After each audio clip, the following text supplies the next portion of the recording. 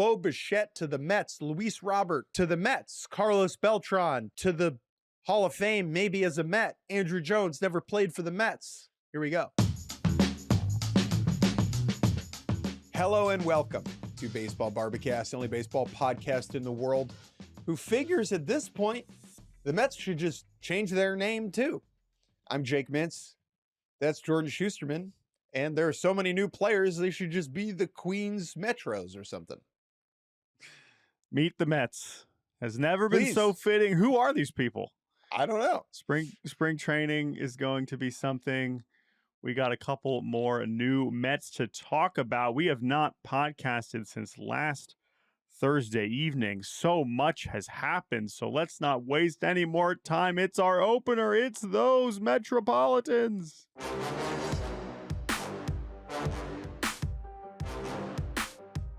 Meet the Mets. Meet the Mets. Come on down and introduce yourself to all of your new teammates. Meet the Mets.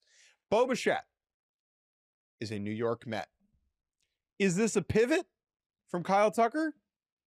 Certainly feels like it. 3 years, $126 million for the former Toronto Blue Jays infielder. There are opt-outs after each of those seasons. Last time we spoke, the Philadelphia Phillies were all but printing the Bo Bichette jerseys for their team store. And we'll get to that in a bit. A 7-year offer on the table from the Phils, but in the last minutes, as the Mets are spurned by Kyle Tucker, goes to the Dodgers, the Mets make an 11th hour pivot, splashing some of Steve Cohen's cash for Mr. Bichette, who will head to Queens and be their everyday third baseman. Yes, and this is one of two moves, Mets moves to talk about that features them flexing their financial wealth in very different ways. We will talk about the Luis Robert trade that broke late last night in a little bit. But Bo to New York is a stunner. Maybe it shouldn't be, because as we know, and as I essentially wrote as I was processing this move, acting like they're favorites in free agency is a silly exercise. You don't really know until a deal's agreed upon. You don't really know who's ahead for anybody, because every time one of these guys comes off the board, and when you only have such a small number of teams that are competing, the state of play just changes so quickly. And clearly, after Kyle Tucker went to the Dodgers, just as when Bregman went to the Cubs for the Red Sox were like, well, we have all this money and we want to spend it on something. Okay, Ranger Suarez. We're like, whoa, okay, we weren't expecting that. For the Mets, you can imagine if the goal was we are still rebuilding our offense, we are running out of options to make our offense better than it was a year ago. While the defensive fit we can certainly talk about with Bo is maybe not ideal, if anything, very interesting. He was available. They were ready to spend some money. They were ready to give out a short-term deal with a high AAV. And they said, you know what, let's do it. Now, the reporting in the immediate aftermath is, well, they've had Bo on their radar all along. They've met with him a few times. They've discussed him. And okay, sure. Yes, they were aware of Bo Bichette before they signed him. Yes, I'm sure they maybe even had a meeting with him. But this wasn't the reason he's on the Mets now is because they went well beyond, from a financial standpoint, what the Phillies were willing to do. And the Phillies angle does inform this situation a lot because of how far down the line they felt like they were towards getting Bichette. But ultimately, Steve Cohen dropped the hammer, and $42 million a year for Bo is a nice little chunk of change, whether it's 1 year, whether it's 2 years, whether it's 3 years. Well, that's the thing, right? Is that if this goes well from the Mets' perspective and from Bo Bichette's perspective, he might not be a Met next year, right? Because if he rakes and does what he did this season, he probably opts out next year and hops back out on the market for another chance at a long-term deal. Now, getting over the $40 million mark on a long-term deal, probably not happening for Bo Bichette. But that's why I like this move for the Mets, is that I do think that they're not like blocking an infield spot forever here, right? I do think that again, no, Bo Bichette could suck, you get hurt again, and he could just be a contract albatross. But guess what? If that happens, the Mets can just eat the money, The money doesn't exist. The money's not real for this team. Yeah. Also, I think, and this is going to be sort of relevant with Robert also, but I've talked about the dynamic of assessing the Mets offseason of like, which of this is David Stearns, creation? Which of this is Steve Cohen picking up the phone and saying, I want this cool baseball player? And especially knowing that David Stearns is trying to kind of reshape this roster, both in the short and long term, to allow for a much more sustainable run of success that feels like an optimistic projection for this team moving forward. I'm sure David Stearns thinks Bo Bichette is really good. I'm also pretty sure David Stearns was part of the reason why he didn't want to give Bo Bichette 5, 6, 7, 8 years. Yeah. And here you meet in the middle and you say, oh, we can get this awesome player right now. It is, as we can now talk about, a strange move in tandem with we want to get better at defense that now half of our infield will have never played the positions that they're playing at in Jorge Polanco and Bo Bichette. And we could talk about that. But if we're just realizing that what is most encouraging about this, I think this is the big point that I'm really trying to get to with the long term and the short term, which is that at the start of the offseason, once they started tearing it down and letting all these mainstays go, I said, fine, if you want to totally shake this up, that's fine. You're still running a $350 million payroll. This cannot be a transition season where we find out what we have. And no, especially after last year, the whole point of the Steve Cohen thing is that you should be competing for championships. If you want to completely blow up the roster and try something new, that's fine. You have the flexibility to do that. But I like that they are now balancing, we're going to shake this up. We're going to change things. We are going to consider the future and not lock in with some pieces that we don't want anymore, whether it's Nimmo, whether it's Alonso, and so on. But we're also going to put together a roster that is compelling, that is competitive. There are still huge questions on the mound that we can get to, but this is now 2 big steps towards that I think has to be really encouraging for Mets fans. This lineup can win a World Series. And there were points this winter where you looked at the lineup and you're like, that lineup cannot win a World Series. Now, if I was in charge of the Mets, would I have done it exactly this way? No. Alonso and Diaz are the pieces that I really would have clung to. And I think that even with the moves they've made, you still, I believe if you just had Pete instead of Jorge Polanco, it's a better team, right? Mm-hmm. And I think if you had Edwin Diaz instead of Devin Williams or Luke Weaver, it's probably a better team. For whatever reason, whether it was because they got too cute with the process or they just didn't think those players belonged on this new look edition of the Mets, they are not living in Queens or Queens adjacent anymore. Let's just talk about quickly how Bichette folds in positionally. So Lindor is obviously at short. Marcus Semien, who they traded for a couple months ago, is going to be the everyday second baseman. 35 years old. The bat is fine at this point, but he is a very good defensive second baseman, even still. Bo is not going to supplant Semien at second, right? I feel pretty good that Semien is there to play second base. I guess you can imagine Semien moving to third and Bo playing second, but I don't think that's going to happen. I saw people speculating that, and I think that's reasonable, but all the reports from people that are talking to the Mets is he's going to play third. And if we just pause there, hand up, I didn't see this coming. This part, forget the team fit. At the beginning of the offseason, when we started to realize that Bo Bichette probably wasn't going to play shortstop anymore, especially if he was leaving Toronto, it was like, oh, he's willing to play third. And it was like, I just don't see it. Now you could say I'm willing to cover a football game. Right. To me is no, again, when you're a shortstop, different shortstops when they move off shortstop, some profile to move to second base and some profile to move to third, whether it's the arm, whether it's the actions, whether it's the quick twitch, whether it's whatever you want to say. How you bend. Hands, how you bend. There's a lot of things that go into that. And maybe it was just lazy of me to assume that he was going to be a second baseman because that was the position he had experience in the past, not just when he was limping around in the World Series, but in the minors. And I just viewed him as someone who could be a middle infield athlete at a less demanding position of second base with a little bit of a weaker arm. That's just how I saw it. And I also looked around at the landscape. I was like, well, there's way more fits for him at second than at third. But here we go. He's going to move to third base. And I do not doubt Bo Bichette's work ethic. I do not doubt the Mets' assessment of him, which of course will now include new bench coach Kai Correa, who knows a little something about infield. But this is still a big risk, undeniably, that this might not be great and could force additional moves down the line. And how he transitioned, maybe he'll be awesome because Bo Bichette's a hell of a baseball player, and we'll see.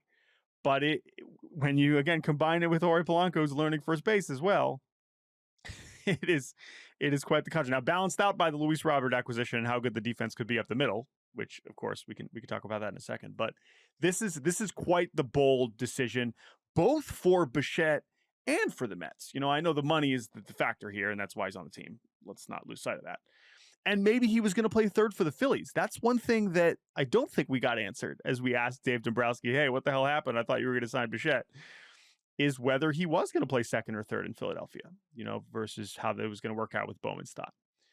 Maybe Bo views this as ideal for his future earnings if he can prove he can play third versus prove he can play second. I can see that. That's possible. But that is an element of this that I definitely did not see coming, and it has ramifications for the roster beyond that because of Brett Beatty, et cetera, et cetera. So as a defensive fit, the arm, let's just be clear, the arm in and of itself is not disqualifying. If you go off of arm speed, the arm strength itself is not disqualifying. Bichette was at 82.3 this past year, 82.3 miles an hour max, which is the exact same as Alex Bregman. Right? Mm-hmm. So it's like the arm can play. Is he going to be able to make those quick twitch adjustments that you need to make at third base? We don't know. Like, that's just, we'll see. It is certainly a roll of the dice for a team that printed out, we want to be better at run prevention on a bunch of flyers and pasted them up all over Astoria all winter. Asking both of your corner infielders to play positions that they've never really played in their lives, like you said, that is putting a lot on the coaching staff to teach these guys and develop them as infielders. Now, they could do it. Wilder things have been accomplished in this stupid sport, but it does not fit with the ethos that they kind of have claimed to be building their offseason around, at least in my opinion. Brett Beatty, I want to talk about Brett Beatty now because he was good. He was a good player in 2025. At the winter meetings, I remember Carlos Mendoza, the Mets manager, saying, Brett Beatty is probably going to be our everyday third baseman. He put him above Ronnie Mauricio, above Mark Vientos, above Luis Angel Acuna, right? He had earned that right. I think there's a chance they try Brett Beatty in left. I think Brett Beatty gets some plate appearances at DH. I don't think that signing Bo Bichette turns Brett Beatty into a potato or a bench bat in the way that the Cubs signing Alex Bregman kind of does do that for Matt Shaw. I think Beatty is still on the opening day in the opening day lineup for the Mets, some way, somehow. Now, before we pivot to Luis Robert, I would like to talk about Bo Bichette in the context of the Blue Jays, if that's okay. I do think that's also necessary. I would say the last thing on Beatty, I mean, again, could be traded. We just saw Acuna get traded. I agree that he still fits. He does have some experience in left field, for those wondering, not since the minor leagues 3 or 4 years ago, but that's not a position he's never played before. Now, again, if your corner outfielders are Brett Beatty and Juan Soto, you're certainly asking a lot of Luis Robert, but just as you are asking a lot of Lindor and Marcus Semien up the middle, if your corners are Bichette and Polanco, learning how to play defense for the first time. So we'll see how that shakes out. But back to your original point, this gets back to just Bo, the character and player. Let me take the the floor Jays. here. I want to. So Bo Bichette is 2 Jeff Hoffman outs away from a statue, from the second most important moment in the history of a franchise, right? Yep. And I am surprised now that his free agency is concluded. I am surprised how disinterested the Blue Jays were throughout the process, given what he was for that team, given that he proved his personality, his profile worked within that roster. There are only so many people on the planet that have the sauce, the chutzpah, the aura, the skills to take Shohei Ohtani deep in Game 7 of a World Series in that moment, right? There are only so many breathing humanoids with such capabilities. And Bo Bichette, as we all witnessed, is undeniably one of those people. And he was doing all of this while playing through what was clearly a very effed up knee. He was not healthy, okay? I am generally of the opinion that when a team with financial strength makes a concerted choice to pass on a big name free agent that they previously employed, right? Cubs, Kyle Tucker, what we all seem to be Framber Valdez, and the Astros. That says something to me about either the relationship between the team and the player, or the player themselves, right? The Blue Jays, as they have operated this winter, clearly could have kept Bo Bichette, right? They could have done it. This is not a small market team putting their hands into their wallet and not finding any money. The loonies and the toonies were there, right? And yet the Jays as an organization made a decision to not bring back Bo Bichette. And I think that that is fascinating. I really think it's a mistake. Now, maybe he just goes back next year when he opts out, right? And like they miss life without him. That could happen. And we look at Bo Bichette, the Met, like Carlos Correa, the Twin, but even less so. This is a very odd conclusion to this, right? It is. I do think I agree with most of what you're saying. I think it is, and we'll never know, but it does feel also like largely the product of the order of operations, the sequence of events, the money that they've already spent, the player in Kyle Tucker, who they clearly were prioritizing, and the fact that that all ended up being all around the same time in a world where Tucker ends up with the Mets, or, you know, there's a sequence that basically ends up with Bo lingering on the free agent market a little bit longer, and they end up drawing back closer to each other because they realize it's still best that they figure out a short-term agreement. Now, are they beating the Mets offer? No. But again, this is in a world where they're the only team that's willing to arrange something like this. I could have seen it ended up that way. But I agree with you. It is interesting that they were that comfortable. Again, I think for most of the offseason, they were just so focused on alternatives that fit their roster better in the short term and long term. And I get that. But I do still think that his lack of fit on the roster was overblown. I made that point several times throughout the process, with all due respect to fellow Sabres fan Ernie Clement. You know, like I still think there was room for Bo Bichette on this team. Sure. For sure. And especially as you look at the Blue Jays roster now, and yes, you got Okamoto, and obviously you made the pitching better. You could still say this is a good team. They prioritized other things. They prioritized getting a Japanese player into the roster, and in Okamoto, they made a decision to go. They gave Dylan Cease $200 million immediately. Great. Right? Bichette, like when we think about the Yankees, for instance, like their offseason to-do list, Cody Bellinger is number one, right? It's like figure out Cody Bellinger and then everything else, as we've clearly seen. Bo Bichette, bring back Bo Bichette was not the top priority. It was not priority number 2. It was not priority number 15, as we can see. And like, that's okay. I'm not saying that the Jays leadership group is stupid for making this decision. I just think it is revealing. It is compelling. It is interesting. Do they know something we don't? Or are they just kind of like, or was it just the way that the dominoes fell in the winter? Right? Yeah. Is it the way that the dominoes fell? Was it respecting / it was just a different number for them? Like we are not comfortable paying Bo $40 million a year. And this is the other thing, and we can bring the Mets back into this because this is going to be very relevant for the Luis Robert conversation. Yes, the Blue Jays have spent over $300 million this offseason. Yes, they have pushed themselves up into that very, very small circle of spenders. However, once you're at that level, there are still, when you're talking about the luxury tax penalties, which we did not even come close to highlighting when we talked about Kyle Tucker, nearly enough. Okay. Which is like, yeah, you think it's 60 million? It's double No. that. A dollar ain't a Mhm. dollar. Exactly. And so the Blue Jays, if part of the calculation with Bo is this is going to take easily 30 million a year, if not more, that is just maybe not something that they're comfortable with after they've already pushed it up to a level that they were. But it's not as fun or interesting to just always focus on the financial elements. And I agree when you're talking about a player, as we close the book on the Bo part of this conversation and move to Robert. I mean, what a run. In some ways, it is a strange ending, as you point out. In some ways, it is a tragic ending because of what that home run wasn't. But also, it's still an incredible memory that Blue Jays fans will have.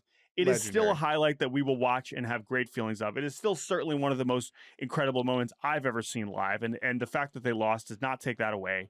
For all the build up to him even playing in the World Series, having missed the rest of the postseason, for what he meant to the organization for 10 years, all of that combined does not take any, it doesn't take away, but it's true. There are still what ifs with that carry serious weight that is pretty difficult to ignore. But he moves on, at least for the short term. This is not a long-term, okay, my next chapter with the Phillies, this is where I'm going to spend the rest of my career. He's not What writing happens like a next? Players Tribune article. No. This is like, damn, the Mets just paid me a lot of money and I'm going to go play third and do my best and hopefully re-enter the market because I'm Bo Bichette. I'm still 28. Like, I'm still in my prime. Let's go make that happen. The Mets were not done, though, because last night they made a move that I think, from a David Stearns baseball savvy, this is the Mets doing Mets things as they should operate, was one of my favorite moves of the whole offseason. Totally agree. They have acquired Luis Robert from the White Sox in exchange for Luis Angel Acuna and Truman Pauly, a minor league right-handed pitcher who they drafted in the 12th round just last year. Out of Harvard. This out of Harvard, second Harvard pitcher to be traded in the last week. Shout out Chris Clark. We'll get to him later. This is a tremendous bit of business by the New York Mets. When we talked about the Luis Robert's trade value has been one of the more challenging things to assess, not only because of his enigmatic production and availability on the field, which we can talk about. He's mercurial. Mercurial, exactly. But this contract was so unique in how I think it was probably viewed by different teams. He is guaranteed $20 million in 2026. This year, he's making $20 million, which is a lot of money, but it's not prohibitive. Most teams have someone making $20 million on it.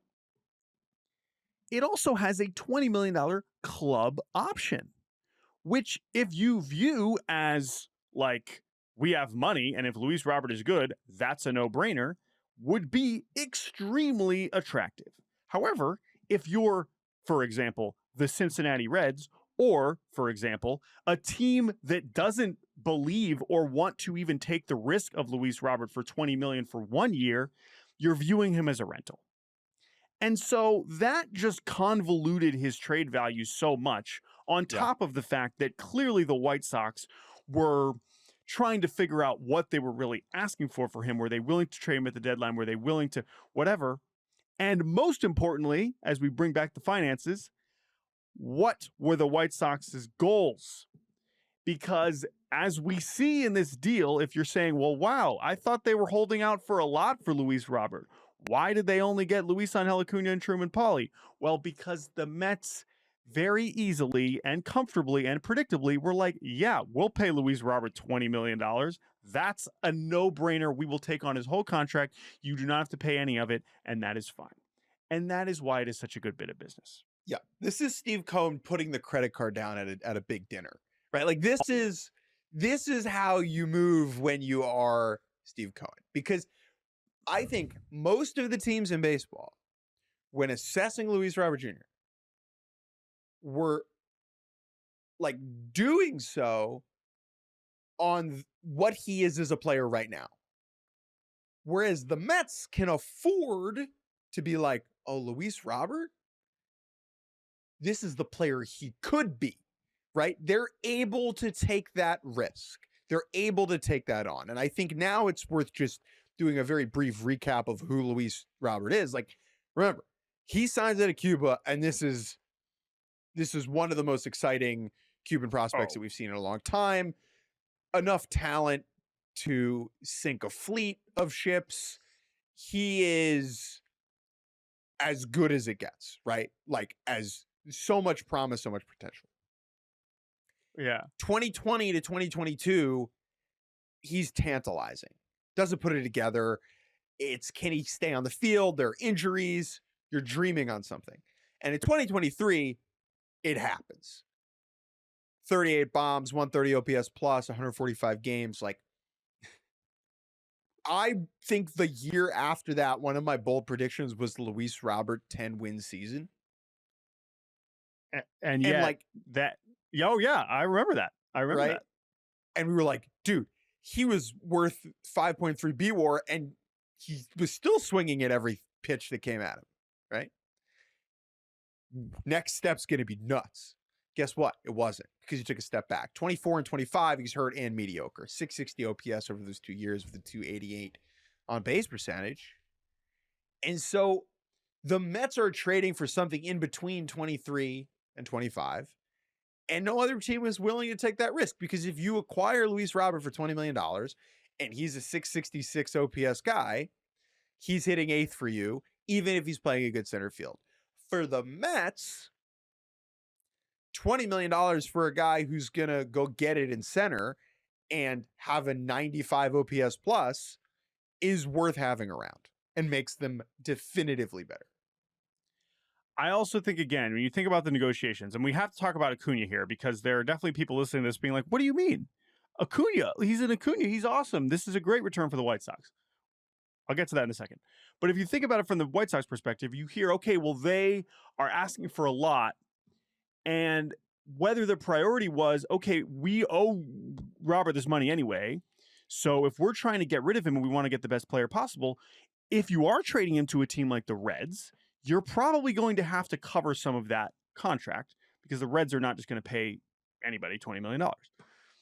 And so because of that, I think you have to imagine if Chris Getz is talking to David Stearns and he's like, we want, a prospect better than Luis Angel Acuna. We'll chip in $5 million or $10 million. The Mets are like, why? We don't need that. Like, we'll just take it. Like, we don't need, and it doesn't matter to us. I mean, sure, I guess it would help in there, again, the salary cap implications, luxury tax, ramifications of adding any player at this point. But I just think that just put the Mets in such a strong position to be like, okay, we'll trade from depth, we'll take on the whole contract, and we'll have a player that has significant upside and is making us better, even if he hits his 50th or 40th percentile outcome anyway. And if he does bounce back, now you have an awesome player for 2 years, let alone one. And that's what's so exciting about it. But he does have a lot to prove. Obviously, his offense. Now, also, you have to consider the dude's been playing on the worst team in the league for the last 2 years. Even his breakout in 23 was for a horrible team. The fact that he still occasionally just like shows up one weekend and dominates for a series, that even happened this past year. You would still see it in spurts. And the physical tools, even amidst the injuries, are still there. A great note from Sarah Langs, of course, because that's what Sarah Langs does. Only 3 players in baseball, 90th percentile in both sprint speed and bat speed. Very crude, but kind of a nice way to just think about physical tools. Luis Robert, O'Neal Cruz. No, Julio Rodriguez. I don't think Bobby's at that high of bat speed. Probably really close, I'm sure.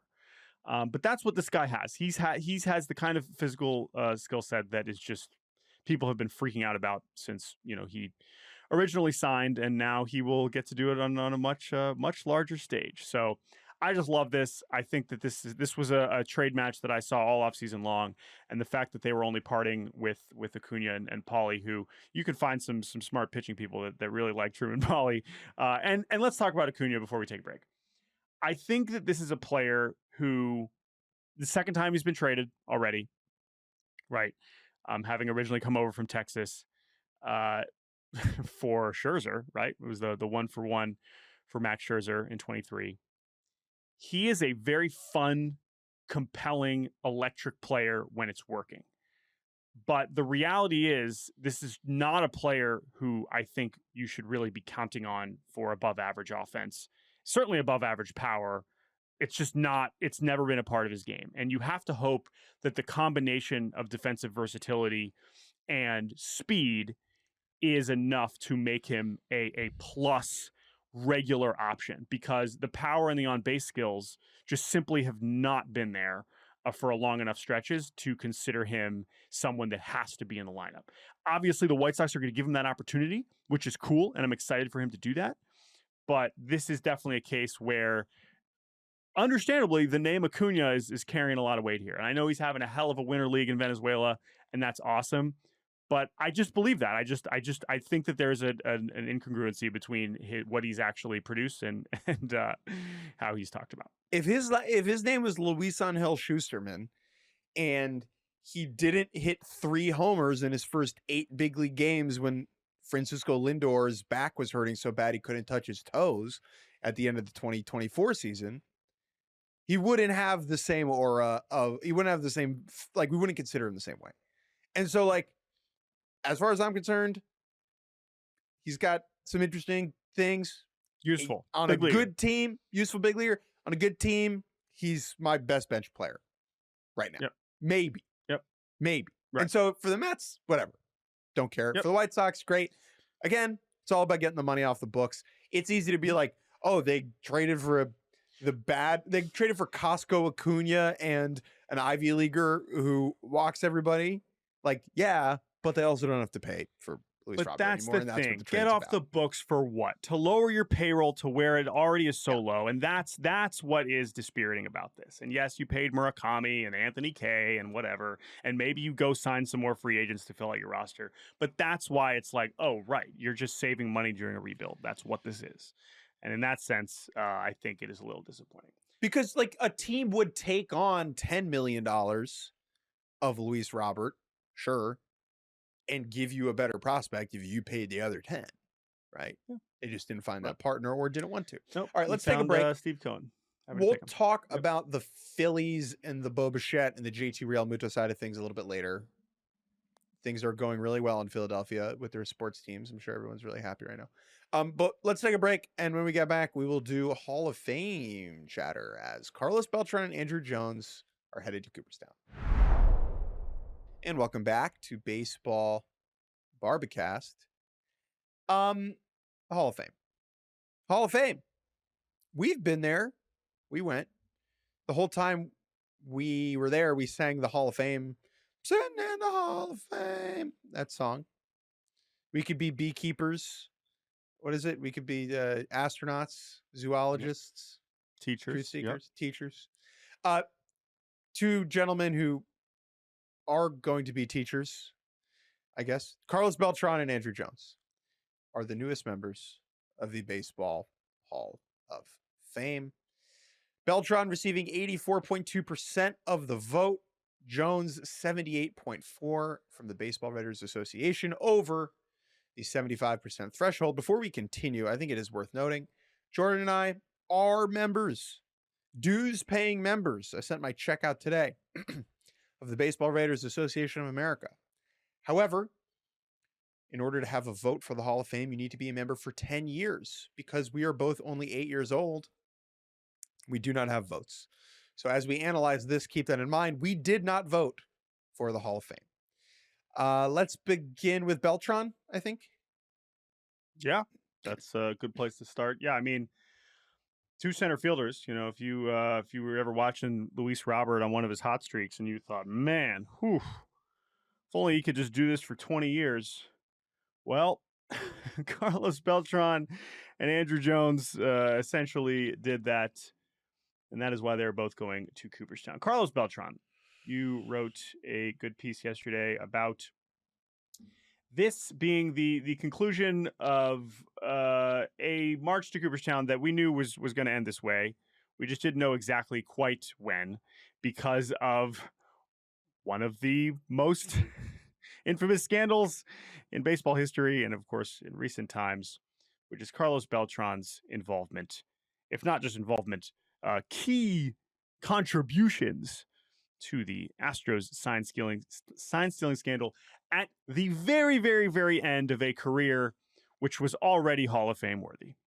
And so Carlos Beltrán did have to wait 4 years on the ballot before he received the requisite support from the electorate to go into Cooperstown. His resume that he amassed before he told his teammates, hey guys, let's try this trash can, were more than good enough to warrant inclusion. He is one of the greatest switch hitters of all time. He is one of the great postseason performers of all time. He is obviously one of the most important Puerto Rican players of all time, which is also a part of the Andruw Jones conversation, which we'll get to, as the first player from Curacao inducted into the Hall of Fame. But it is a very complete, comprehensive case. If you play 20 years in the majors and you're that good for that long, yeah, that's what a Hall of Famer looks like. Not that complicated. 300 steals, 400 homers. Beltrán, Bonds, Rodriguez, Andre Dawson, Willie Mays. Like, that's it. That's like, honestly, you don't really need to say a whole lot else besides that. Yeah. Like that. I mean, statistically, that's it. As a switch hitting enthusiast, guys like Beltrán just blow me away, right? 311 homers, batting lefty, 124 batting righty. I love that his OPS was nearly identical from both sides of the plate, which is over 20 years is an astonishing thing and so rare when you look at the best switch hitters in the game. Yeah. Even the best ones usually tilt a little bit more towards one side than the other. That is just so impressive to me. And yeah, it's statistically there's no doubt about it. But the fact that we had to wait a little bit is a little bit more interesting. It is. So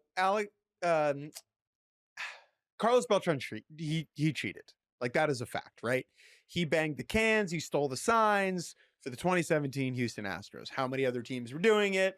What kind of impact did it have? This is not a time or a place to relitigate the entirety of that saga. What is for sure is that Beltrán was a ringleader in the scheme. That has been reported. That is true, right? Is that fact a disqualifying characteristic that should have kept him out of the Hall of Fame forever? The writers say no. I would also say no. I imagine you would say no. It seems like the 4 years he was forced to wait have served as some sort of punishment, unofficial punishment. He was never officially reprimanded or suspended by the league, as none of the players were. He did lose his job as the manager of the New York Mets without ever managing a game. That would probably be a form of punishment. And so in the end, he's forced to wait, but I think it is just and reasonable that he gets in. And look, like, as people who would vote for PED guys, you and I, both, I think it is, you could say, oh, well, he cheated, those guys cheated, why are they different? Why is someone voting for Beltrán and not voting for, Barry Bonds? Well, the resume of Carlos Beltrán is not tainted by the cheating he did when he was bad and 40 years old. His stats, when you look at them, for whatever this means, they are pure, they're real, he did not use drugs to be a better player. That is obviously the case with guys like Manny Ramirez and Alex Rodriguez. I think that distinction is easy to make. I also think that his induction portends well for guys like Jose Altuve and Alex Bregman, right? I think Bregman, his statistical resume needs kind of a strong run in his 30s to get to that level. I think Altuve is in, like 100% in. Will he have to wait a year? Yes, I know he didn't participate. In the end, I do think there was a path here where it's like Beltrán has to wait 4 more years because the writers are mad about 2017, and then we're thinking about Altuve's candidacy a little differently. I don't think that's the case now. Like, I feel very confident in Altuve in a way maybe I didn't feel before this voting cycle with Beltrán. Yeah, and I think that with Beltrán, as you make that distinction, that, right, this does not tarnish his resume. Well, what it does is tarnish another part of these Hall of Fame conversations, which is just like integrity, right? Character, sportsmanship, you know? When we talk about PEDs, it's like, well, what are these numbers real? Because these drugs helped him be a better baseball player. That's not what we're talking about with Beltrán. It's like, that was a really not cool thing. That was bad behavior. Bad behavior. Now, in this case, it's bad behavior in the baseball world. Not illegal.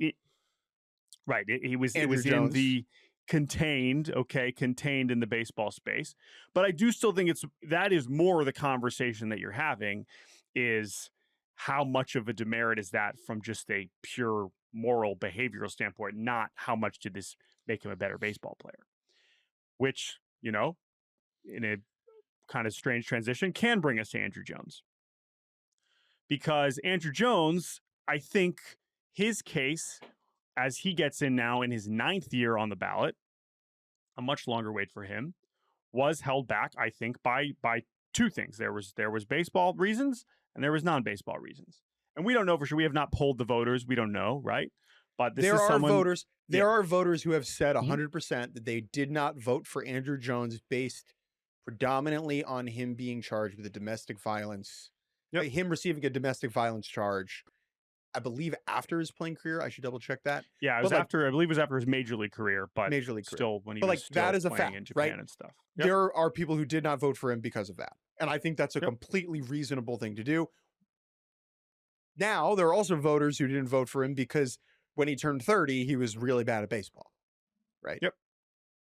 And obviously, when we do these conversations every year, there's so many things that go into this, and what change, what evolves for a Hall of Fame candidacy.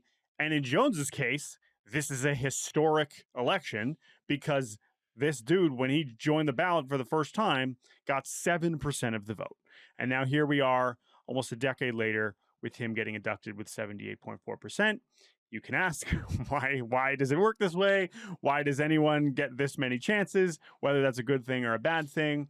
But I think if we are just going to, so yes, there's very real reasons off the field that you could say, no, I'm not supporting someone who has this on their record. That's totally reasonable. But if we're talking about why he's in, it's also not that complicated as with Beltrán. He is considered one of the greatest defensive center fielders of all time, and he hit over 400 home runs. That is a heck of a combination. And Andruw Jones in his 20s was one of the greatest players of all time. Andruw Jones in his 30s was irrelevant. And so we're going to talk about a couple other cases here. He was so bad. And we will talk about another very interesting case here in terms of other takeaways of the ballot, in someone who, of course, means a lot more to me, in Felix Hernandez. But the induction of Jones is an enormous win for let's just talk about the peak. Now, Jones's peak was so good and long enough that the counting stats are pretty impressive. 25th most WAR ever in his 20s. Okay. Above Ripken, above Yastrzemski, it's above inner George circle. Brett. Inner circle. So good. Above Mike Schmidt, DiMaggio, above, Gabriel Arias, above Austin Hedges. Wow. Okay. A lot of way better than those guys. But then it was nothing. He turned 30, he left the Braves, and he was bad. He got out of shape and kind of stopped trying. Yeah. And so, but as you can argue, and there are other players who are already in the Hall who aren't, who fell off the ballot the first time, who have gotten in on the Veterans Committee or had to wait on the Veterans Committee or haven't gotten in. People are seeing different things. I think with Jones, the peak was so good and so long that this is not a surprising outcome. But when you start at 7%, I mean, that's still, it really does speak to the absurdity of this process in some respect. Some people think it's the beauty of this process. I think for us, it's a little bit more like, really? Like, this is so weird that this is how this works. But hey, he certainly passes the test of, if you were watching this guy at his best, yeah, I can understand you thinking this guy's going to be in Cooperstown someday. Let's go down the rest of the ballot. So, interesting results to pick out. I'm just going to fly through a couple, Jordan, and then we can return to any ones you want to spend more time on. Chase Utley, Phillies second baseman, finishes third in the voting on his third year on the ballot with 59.1% of the vote. Anybody who gets that high that quickly almost always gets in. Feels like that's going to be the case for Utley. Andy Pettitte, who admitted to using PEDs only to get back on the field, which, as I compared earlier before we recorded, I only stole the money because I needed it. I don't care how you use the PEDs, you use the PEDs, whatever. He gets 48.5% of the vote in his 8th year on the ballot, one of the biggest late eligibility jumps we've ever seen. It makes no sense to me. I think that you can account for this jump based upon like voters rethinking the thresholds for pitching based upon how pitching has changed over time. But Pettit kind of doesn't fit in that conversation because he retired like kind of before that all changed. And so I'm perplexed by Andy Pettit. Yeah, I mean, this is, again, 8th year on the ballot to jump up. He'd basically been hovering in the 10 to 20% range for years. And yeah, logically, you can't really be comparing him to a Hamels or a Felix, but it's still natural that voters are just like, okay, who's in the Hall of Fame and who's not? Oh, wow, now this guy looks way better if this guy's getting this amount of support, or if this guy's about to get in, well, I should absolutely give Pettit. Now the workloads that those guys amassed suddenly look that much more impressive, even if it was clearly a different era. I mean, the on-field case for Pettit is very simple. He was very good for very, very, very long and pitched the most postseason innings ever. And if you're not impressed by a 3.81 ERA in the postseason when he threw over 270 October innings, I don't know what to tell you, because that is an amazing achievement. Yes, of course, it was because he was on all these great Yankees teams, but he made the most of those opportunities, and I think he deserves serious credit for that. That said, I also understand being underwhelmed by the totality of the case, and Dude, the PD thing is bizarre. I don't. If he had a 2.81 in October, yeah. If he had a 2.81 in October, sure, I'd be like, I get it. So this is the thing. He was fine in the playoffs. I mean, he was the same pitcher. You can't. He was the same pitcher. Well, he had a 3.85 in the regular season. Right. Also era adjusted. I mean, offense was, Yeah, but he didn't take it to another level. It wasn't just like, oh, here's playoff Pettit. He won a lot of games when he I am not going to discount the postseason resume. My point is I'm not discounting the quantity of the postseason resume. I want to just chip away that like he was not elite in October. He was good. I'll push back on that. I think being that good, I mean, if you could go through the game logs, like, yeah, of course, when you make that many starts, you're going to have some clunkers, but he was better than he was good more often than not. And if you're going to be pitching on that many good teams, but anyway, the point is that the PD part of it is so strange, because if you look at it in the larger scope of how PED voting usually goes, you got people who are like, yep, that guy clearly would be in, and I don't care. Let's put him in. He's one of the best players of all time. They usually settle into a range of support, and then they just are stuck there. That is what happened with Bonds and Clemens, who, of course, got the highest amount of support because of what their resumes were, even with the connections. But even more recently, and still currently right now, in the case of Alex Rodriguez and Manny Ramirez, who are a different category as guys who were suspended later on after the rules were more enforced, but they have not made any progress whatsoever. They just get stuck in their 40%, and no one is looking at it's not changing. Why Pettit suddenly got this enormous surge this year is truly one of the strangest trends I have ever seen covering this, and I am honestly looking forward to talking to people who understand this better to understand why this suddenly happened, because I'm perplexed beyond belief. And he has 2 more years on the ballot at 48.5%. Like, once you get up to 50 or close, you got a good shot, but that is still a lot of ground to make up. He will represent a very interesting Veterans Committee case one day as well. Felix Hernandez, Jake Mintz. It's happening. It's all happening. Hell yeah, brother. Hell yeah, brother. I was shocked that he did as well as he did in his first year last year. He got about 20% of the vote last year. And that alone, I was like, oh my God, Felix is probably going to make the Hall of Fame. This is great. He's obviously my favorite pitcher ever. Very important to me. But I was like, okay, well, not everyone's going to see it like I see it, understandably. And not only does his jump up to 46.1% this year, according to Ryan Thibodeau, our fearless leader in Hall of Fame voting tracking, is the largest year-over-year jump in percentage ever in 1 year to get that much of a jump. And I guess I say about Penn, I don't totally know why he was this big already, but I love to see it. And if we go back to the bringing up Andruw Jones, it's the same thing. You basically are arguing he was so good in his 20s that I don't care what happened in his 30s. I don't care how ugly and abrupt the ending was. I don't care that. And in Felix's case, I think that he gets forgiven more for essentially flaming out because of how absurd the workload was on his arm at a young age. Whereas you're not really giving Andruw Jones that. It's like, okay, yeah, he played a lot of games, so now he got out of shape and started to suck. Like, no. It's much harder to say that for a hitter. Whereas for a pitcher, it's like, yeah, the dude was throwing 200 innings a year starting at age 20, which, again, for the time was very rare.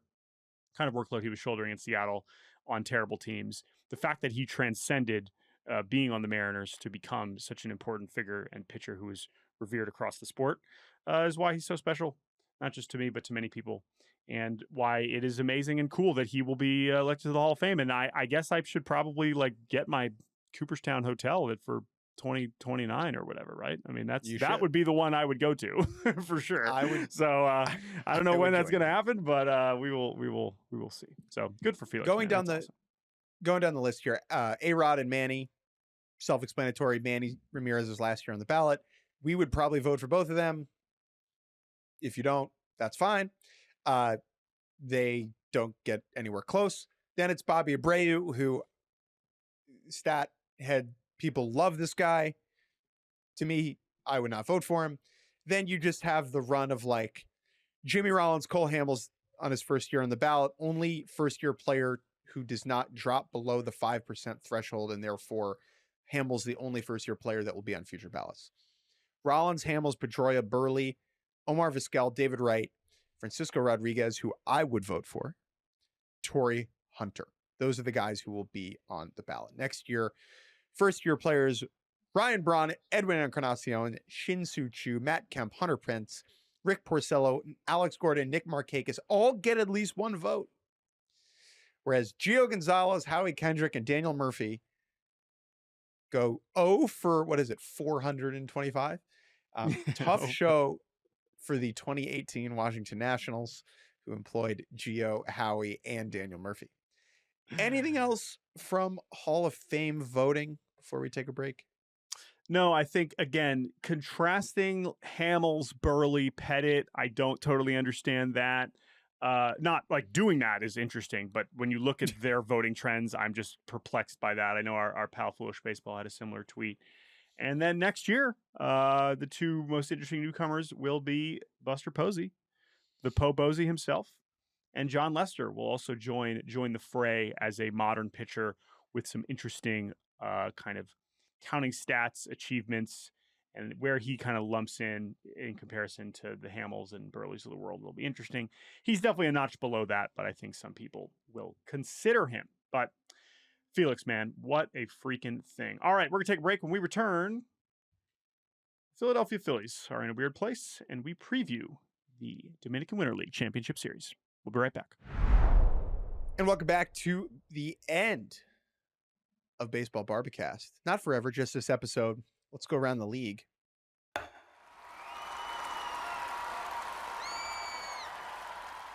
Philadelphia Phillies believed that Bo Bichette would be on their team.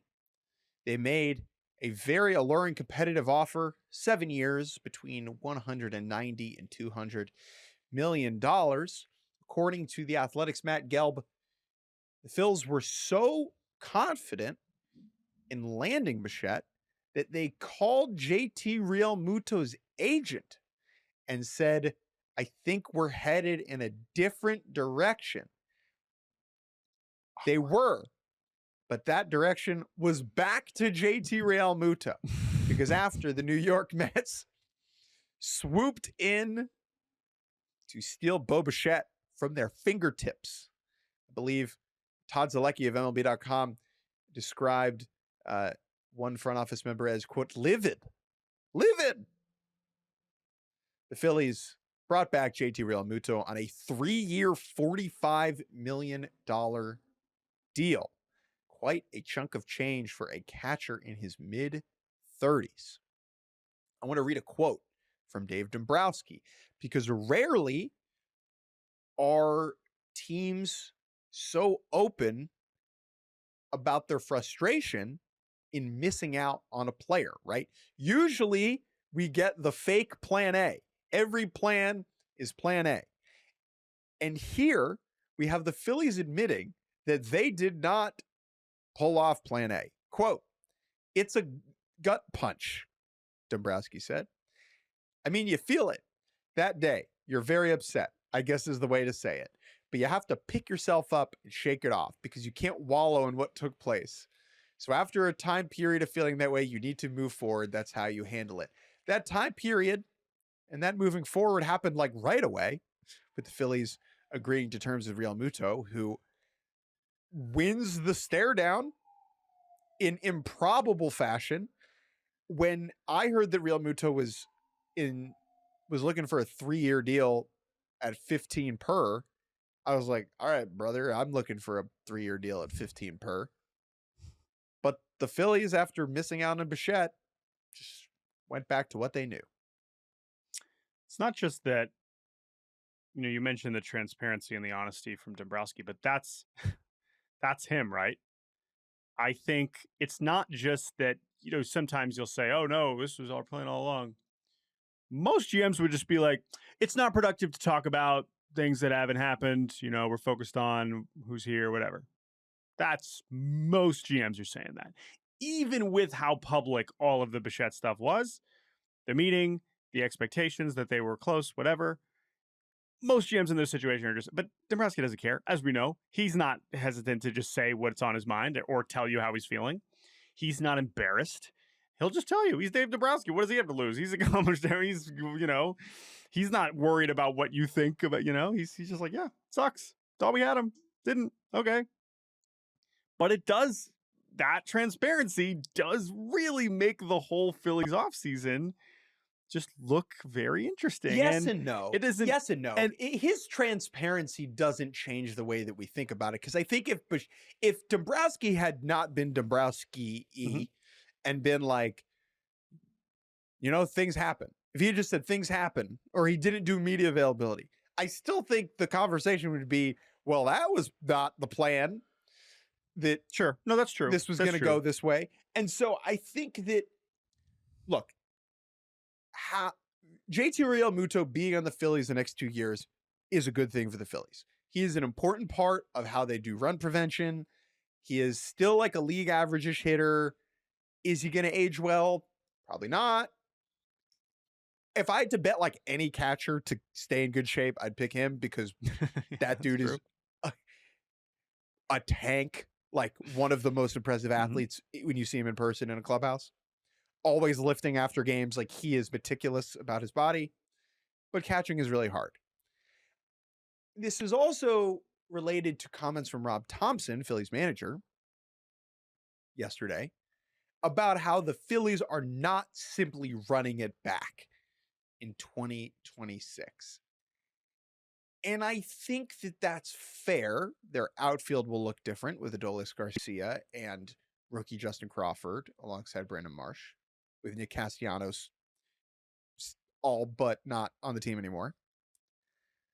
And some new guys in the bullpen, and Ranger Suarez isn't there. This is running it back. And you know what? I think that's okay. I think it's okay to run it back. You've been to the postseason 4 years in a row. You just won the division. I think fans too often judge general managers for playoff results. And like in the Phillies case, it's a little bit different because they've had a similar problem of swinging and missing, of chasing, whatever. But I saw a poll online from some Philadelphia person that was like, what do you think of Dave Dombrowski's job in Philly? Great, good, bad? And like 7% of people voted great. And that's wild. Like, they're really good. Like, they're a really good team because he's there. Now, are the 2026 Phillies more likely to win the World Series than the 2025, 2024, 2023, 2022 Phillies? Probably not. It's putting a lot on Andrew Painter and Justin Crawford. And I do think that giving Painter, effectively giving him the keys to a rotation spot and giving Crawford the keys to an everyday spot in the lineup, that is not running it back. But it's not running it back in a way where, like, the fan base is fired up on January 21st. Yeah, and it's also just in contrast, or it's all part of a larger story of multiple off seasons in a row where you assume that how it ended would prompt more dramatic shakeups. I think that you can also reasonably argue that a team like the Mets, who actually collapses and misses the postseason, is in a much more logical spot to really shake it up, as we've seen that they've done, than the Phillies, who continue to win a boatload of regular season games and put themselves in a reasonable position to make a run in the postseason. It's not like they're letting guys leave. The three biggest financial outlays the last couple of years were Aaron Nola, Zach Wheeler, Kyle Schwarber, and JT Realmuto. Guys that were already all on the team. And I do think that while that is frustrating to a certain extent, like going down with the ship, there's something kind of admirable about it. It is also how the last Phillies core like completely fell apart. Sure. The two things I would just say about that, and then I'll say one more Phillies thing and then we'll move on, is Luzardo. Credit for that. That was a year ago. And, hello, who's your closer? He wasn't on the team a year ago. And deadline additions are part of the calculus. Again, the optics are different because you did not do a fancy press conference in the winter. But that's a pretty huge addition that was not there in spring training last year and is a big part of the calculus going into 2026. The last Phillies thing I just want to say is as we enter spring, I know he's already been dealing with this, but it does keep the Alec Bohm conversation in a strange place. And maybe you're just like, he's used to it. He did this last year where he thought he was going to get traded and he had to show up. But it's just like, is this, I guess, they'll just keep on playing there. Or will they still try and find a way to trade him? Nothing says we believe in you like trying to find a replacement every single winter. Anyway, that dynamic is strange, but you obviously know better about that than me. All right, a couple other notes before we preview the Winter League Championship. There was a trade, a three-way trade that happened essentially the exact same time as when Kyle Tucker signed. This was funny because I was out to dinner when Kyle Tucker signed, and my brother texted me, and he was like, do you have Jeff Passan notifications on? And I was like, yeah, duh. What am I? Like, come on. But when I scrolled down on my notifications, the only Jeff Passan tweet that I saw was trade news. Reds get Brock Burke. Rays get Gavin Lux. Angels get Josh Lowe. And I was like, I love my brother. I'm glad he texted me about this does not seem like the kind of trade that my brother would check in about. And then I scrolled a little bit and I was like, oh, Kyle Tucker signed with the Dodgers. Okay, got it. But Jeff tweeting this news, literally my understanding, 30 seconds after breaking the Kyle Tucker signing, was very funny. And all three-way trades are interesting. This is no exception. The Rays continue an active offseason of wheeling and dealing. Getting Gavin Lux, who the Reds seem to be trying to get rid of for a while, I mean, he fits their roster a little bit better than Josh Lowe, but they've had similar levels of kind of underwhelming production over the last couple of years after showing some more flashes earlier in their career. The Angels famously severely lacking left-handed hitters on their 40-man roster. Josh Lowe will help that, gives them some bounce back opportunities to go along with their 50 other bounce back opportunities that they've acquired, whether it's Manoah, whether it's Grayson Rodriguez, whether it's Vaughn Grissom, whether it's Nick Madrigal. This is just what the Angels are doing. They hope Josh Lowe's a delight, by the way, one of my favorite. Lowe and Lux, two of our favorite people that we like to run into in the game. And then Brock Burke to the Reds. I actually love this because I think Brock Burke is sneaky really good. He was one of the few left-handers that threw 100 miles an hour last year. And the Reds bullpen might be really good. I don't know how they're going to score runs. Kind of worried about that. Although that's related to our next topic. But I don't know. I kind of like this for Cincinnati. And as usual, I am looking at the Angels and I'm saying, okay, Angels, sounds good. Okay. All right. Rays also. I confirmed my Poteet wedding Poteet. memory. Nice. That is true. His wife was on the Yep. UCLA basketball team. He was on the baseball team. They got married on campus over the summer. Cool. Very cool. Belated His wife, to the Poteets. Madeline Poteet, now runs Getaway Day Car Agency, which seems to be a company that ships cars for athletes. Getaway Day, and the logo is great. It's like baseball and but like the seams are like a road with like the dotted line in the middle. The entrepreneurial spirit of Maddie Poteet. That is awesome. All right, well, hope that's going well. Don't know if Cody Poteet is currently employed by a baseball team. You can go ahead and check that as I transition us to one other around the league topic, which is free agent. Okay, which is Elly De La Cruz. Some reporting from C. Trent Rosecrans of The Athletic, although I believe Nick Kroll literally just said this at their fan fest. The Reds Pobo.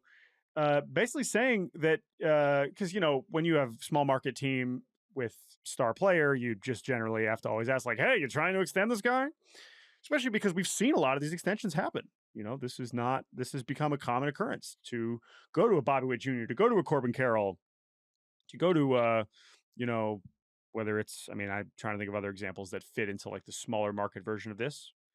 Jackson Churiel, there you go, Milwaukee. And you try to give him a bunch of money early so that you don't have to give him a bunch of money a lot later. And apparently the Reds tried to do this with Elly De La Cruz a year ago, coming off his awesome 2024.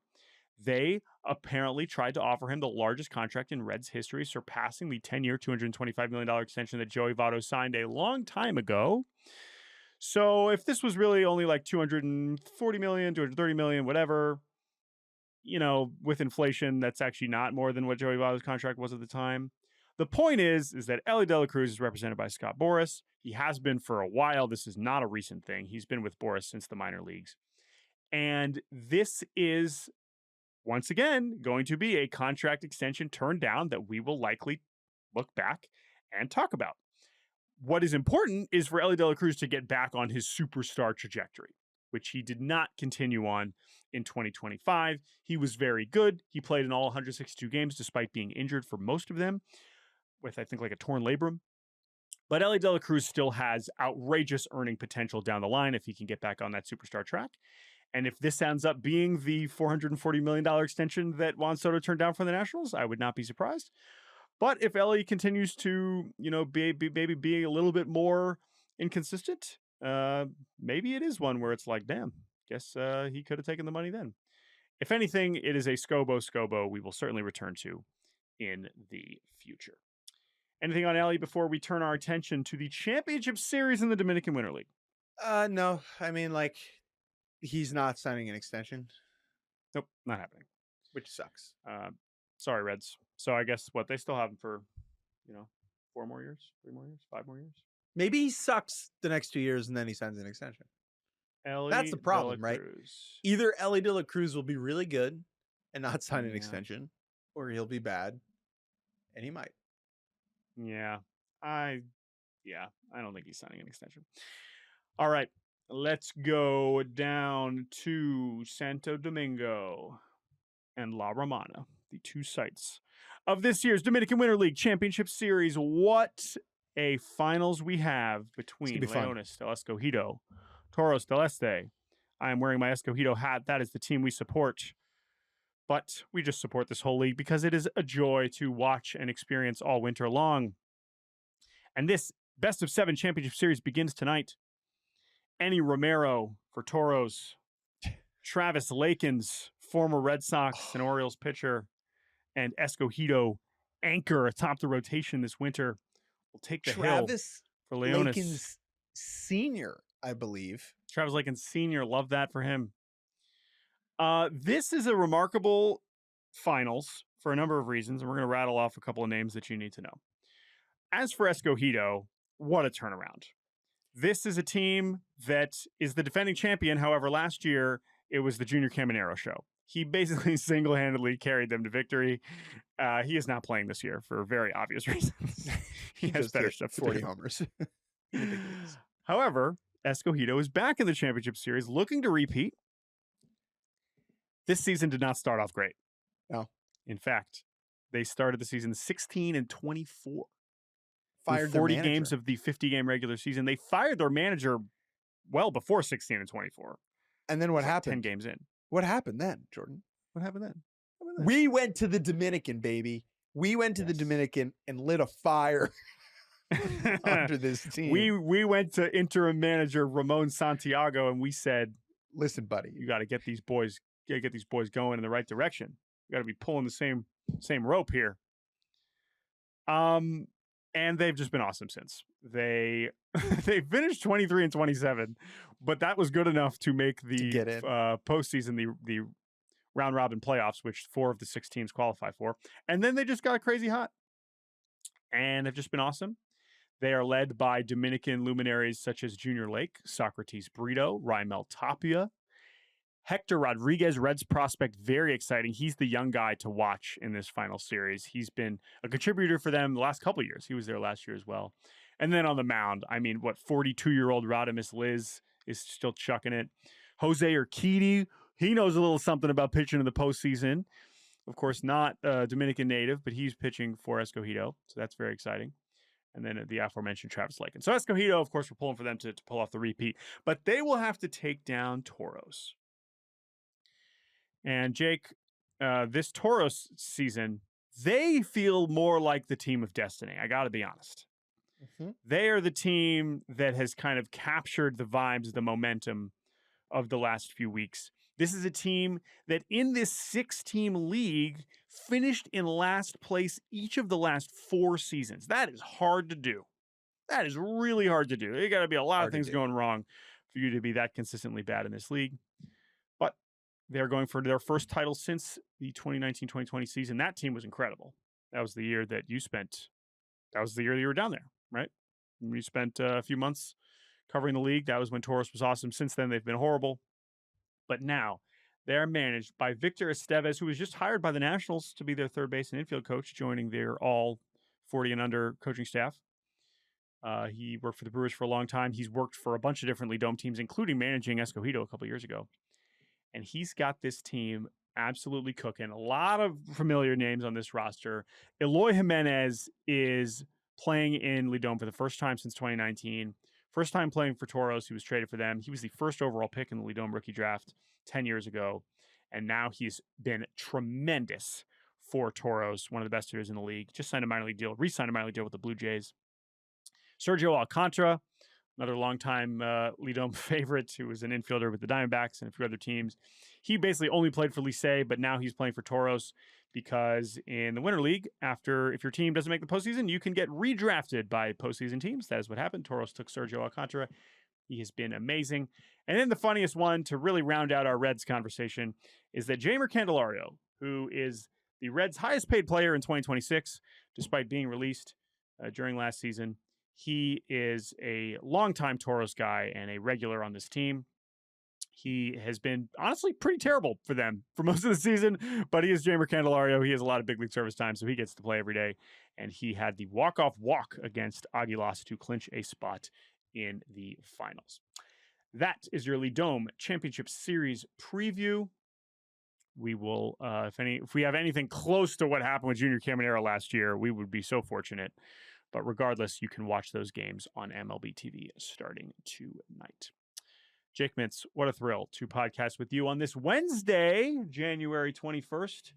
Happy 86th birthday to my grandpa who watches these podcasts. Oh, shouts out to him. Grandpa Norm. Shout out to Norm. Grandpa Norm. If you're watching on YouTube, Norm, love you. You're the best. If you're not watching on YouTube, Norm, yeah, love you. You're the best. Love you. You're the best. Mom, pass that along to him. Or dad. No, because it's your dad. And I know you're listening. Thank you to Andrew Arts and Ingrid Rosas for producing as always. We will be back on Friday. Email us, baseballbarbacast@gmail.com. Until Friday. Bye-bye. Go Sabres.